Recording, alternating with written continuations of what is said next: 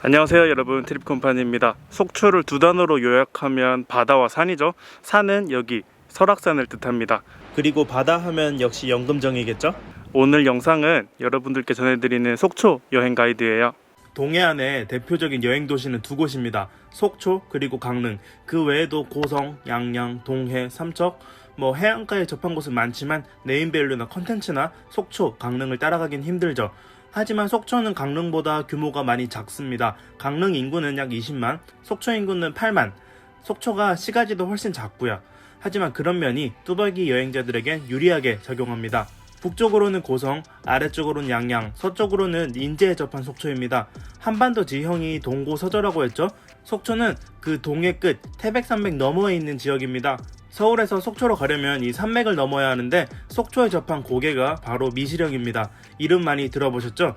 이제는 서울 양양 고속도로가 개통되면서 양양을 통해 넘어오는 사람들이 많기 때문에 미시령 통행량이 크게 줄었지만요. 속초는 크게 4구역으로 나눌 수 있습니다. 첫 번째, 청초호와 영랑호를 품고 있는 시가지.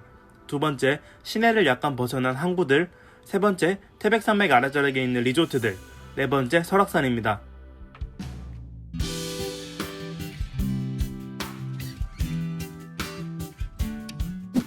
시내는 속초 뚜벅이 여행의 핵심이 되는 구역입니다.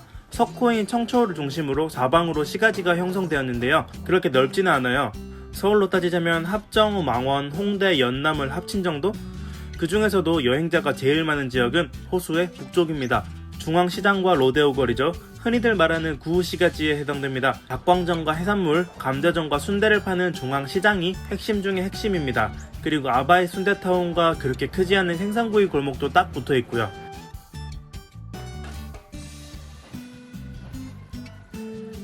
실내 느낌이 나는 중앙시장 1층에 일반적인 목거리가 몰려 있습니다. 거기에 지하 1층에는 수산시장이 들어왔고요.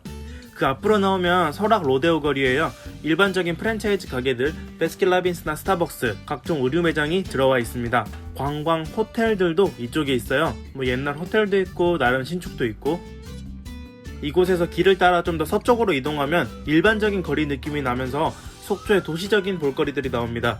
유명한 인스타 플레이스인 칠성조선소, 디테일이 장난 아닌 문우당 서림, 원준이 엉덩이빵으로 유명한 베이커리 가루 같은 곳들이야. 이런 곳이나 이런 곳들에도 유명 빵집들이 한두 개 있으니 차를 몰고 왔다면 둘러볼 만합니다. 네이버 지도를 이용하면 편리하게 알아볼 수 있고요. 청초 남쪽은 좀 더 조용한 구역입니다. 메가박스도 있고 스타벅스도 있고 만석 닭강정 본점도 있고 그래도 있을 건 있는 상권이지만 그렇게 시장처럼 붐비는 거리는 아니에요. 도보 여행자면 딱히 지나갈 일은 없을 겁니다. 일반적으로 생각하는 모텔들이 길을 따라 쭉 늘어서 있습니다. 다시 돌아와서 생선구이 골목에서 갯배를 타고 건너가면 아바이 마을이 나옵니다. 6.25 전쟁을 피해 내려온 피난민들이 정착했던 곳으로 지금은 순대 가게들과 몇몇 펜션들이 모여 있습니다. 박물관처럼 잘 보존되거나 정비되진 않았고 그냥 음식점 많은 동네 같은 느낌이에요. 한옥마을과 같은 테마거리를 생각했다면 아쉬울 거예요.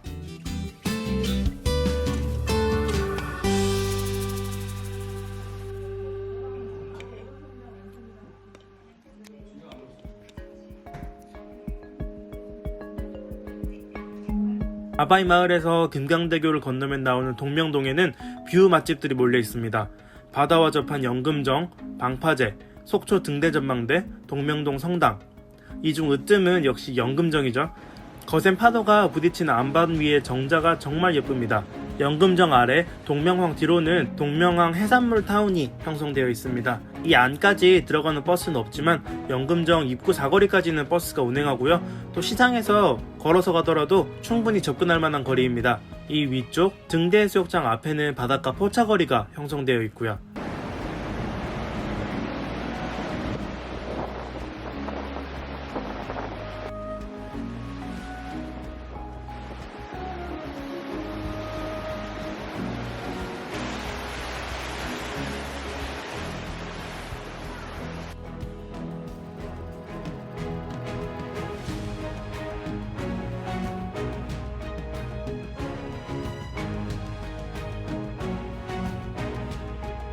지도에 보이는 또 다른 커다란 석호, 영랑호는 일반적인 뚜벅이 여행에서는 잘 가지 않습니다.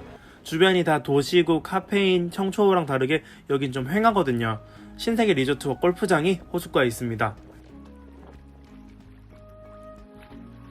장사항은 북쪽에, 대포항은 남쪽에 있습니다.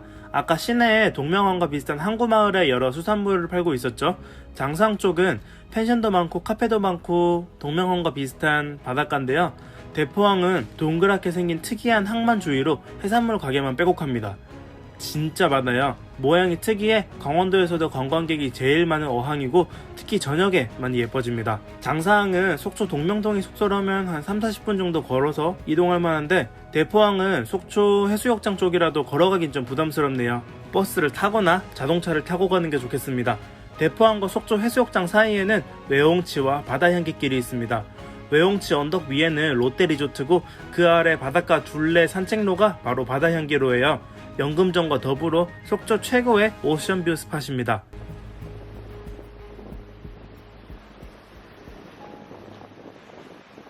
속초의 시가지를 서쪽으로 벗어나 미시령으로 다가가면 리조트들이 나옵니다. 하나 리조트가 대표적이죠. 바로 옆에 구 대명 리조트, 지금은 소노호텔 리조트에서 운영하는 델피노가 있고요. 근데 딱 여기만 고성군 관할이에요. 실제로는 거의 속초지만요.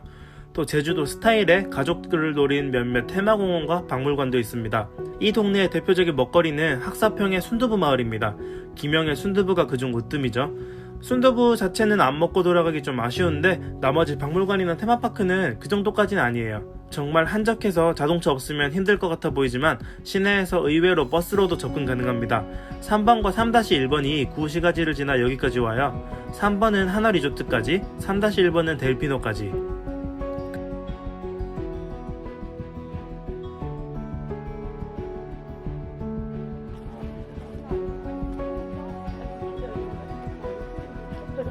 그리고 마지막 설악산입니다. 설악산은 정말 넓은 산이라 양양, 고성, 인제, 속초 네 자치단체가 나눠 먹고 있지만 그중 가장 꿀구간 외설악은 대부분 속초가 가지고 있어요.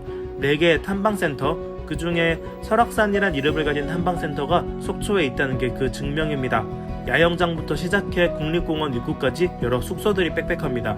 바로 앞에는 4성급 호텔 켄싱턴 리조트가 있고요. 저는 등산 매니아가 아니고 전문가도 아니기 때문에 제가 아는 부분만 간략하게 말씀드릴게요. 설악산 탐방센터를 기점으로 4가지 갈래길이 있습니다. 첫 번째는 울산바위 루트. 탐방센터에서 속초 시내 쪽으로 올라가는 루트입니다. 흔들바위까지는 쉽고 울산바위까지는 조금 험합니다. 울산바위는 이렇게 생겼어요. 그리고 두 번째 토왕성 폭포 루트. 상대적으로 작은 비룡폭포, 그리고 그것보다 훨씬 큰 국내 최장 폭포인 토왕성 폭포 전망대까지 올라가는 루트인데요. 울산바위와 비슷하게 비룡폭포까지는 쉽고 토왕성까지는 조금 험합니다. 케이블카를 타고 올라가는 권금성도 있어요. 얘 옛날에 권씨와 김씨 가문이 합쳐서 성을 만들었대서 권금성입니다. 가격은 성인 9,000원. 이 권금성 꼭대기에서는 다른 곳과 연계되지는 않아요. 그리고 마지막 비선대, 여기는 설악산 최고봉인 대청봉으로 올라가는 루트의 초입이에요. 비선대까지는 역시 쉽고 그 이후로는 험합니다. 사실 이 4가지 루트 중 어딜 가도 멋져요. 설악산은 설악산이니까요. 케이블카로 가는 권금성 빼고는 셋 다 거리는 비슷합니다. 3km 내외. 물론 산이다 보니 평지 이동속도랑 생각하면 안되고요. 왕복 4-5시간 정도 잡으면 넉넉하게 토왕성이든 울산바위든 구경할 수 있을 거예요. 속초 위아래로는 고성과 양양이죠. 빠듯한 1박 2일 일정이라면 그런 곳을 둘러보기 곤란하지만 이틀, 넉넉하게 3일이라면 남북으로 살짝 빠져보는 것도 괜찮아요. 양양에는 제일 북쪽에 있는 낙산사가 이동하기 편하고 절도 멋집니다. 속초 시내에서 9번을 타면 바로 앞으로 갈 수 있어요. 시외를 이동하기 때문에 약간의 할증은 있습니다만 부담되는 금액은 아니고요. 또 여기서는 설악산 및 대포항과 연계하기도 편하죠. 방향이 같으니까. 고성 해변 쪽에는 낙산사 같은 네임대절은 없습니다만 속초 해수욕장보다 훨씬 예쁜 바닷가들이 많아요. 강원도에서도 고성은 바다가 예쁘기로 손꼽히니까요. 화진포나 통일 전망대까지는 꽤 멀어서 자동차가 없으면 가기 힘들 겁니다. 쏘카 렌트비는 대여섯 시간에 5-6만원 정도 나옵니다.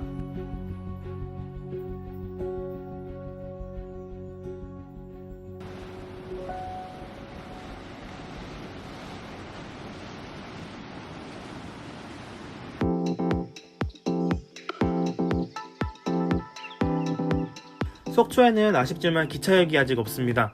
있었다가 없어졌어요. 시외버스, 고속버스 터미널만 따로따로 있죠. 시외버스 터미널은 여기, 고속버스 터미널은 여기입니다. 위치만 봐도 차이점이 보이죠? 구시가지 관광시장 연금정에 가까운 시외버스, 속초 해수욕장 바로 앞에 있는 고속버스. 사실 두 터미널 차이가 드라마틱하게 다르진 않아요. 차이점이라면 고속버스 터미널에서는 서울 반포 고터를 위주로 동서울, 인천, 광명노선이 곁다리로 운행하고요. 시외버스 터미널은 서울 노선은 전부 동서울, 그 외에도 수원, 고양, 안산, 부천, 그리고 기타 강원도, 전라도, 충청도, 경상도 다양하게 운영합니다. 부산도 배차 간격이 드물고 아주 비싸긴 한데 가긴 해요. 속초 내부 교통 역시 심플합니다. 작은 도시치고는 배차 간격이 촘촘해 버스 타기 되게 편리하거든요. 고성 쪽에서 내려오는 1번, 낙산사로 가는 9번과 9-1번, 설악산으로 가는 7번과 7-1번, 순두부 마을로 가는 건 3번과 3-1번이고요. 이 중 1번, 7번, 9번은 대포항과 설악산 입구까지는 루트가 똑같습니다. 이 사이를 이동한다면 그냥 먼저 오는 거 아무거나 타도 돼요. 무엇보다 그냥 네이버 지도에다가 출 도착지를 입력하면 친절하게 나옵니다. 알아듣기도 쉽고요. 뚜벅이 여행자들에게 최적화된 속초죠. 메인 관광지는 버스가 다 가니깐요. 동해안 최고의 관광지답게 여러 호텔과 리조트, 펜션들이 도시 전역에 빽빽합니다. 제가 생각하는 그중 으뜸은 롯데리조트입니다. 일단 신식이에요. 사실 여기에 어떻게 이런 리조트가 들어왔는지 모르겠어요. 그만큼 위치가 사기입니다. 바닷가를 향해 툭 튀어나온 외홍치 언덕 위에 있는데 3면이 오션뷰, 그리고 내부에 워터파크도 있고요. 5성급이 아니라 4성급이니만큼 강릉의 시마크와 비교하면 서비스나 부대시설은 조금 아쉽습니다만 그래도 속초에서는 가장 좋은 리조트입니다.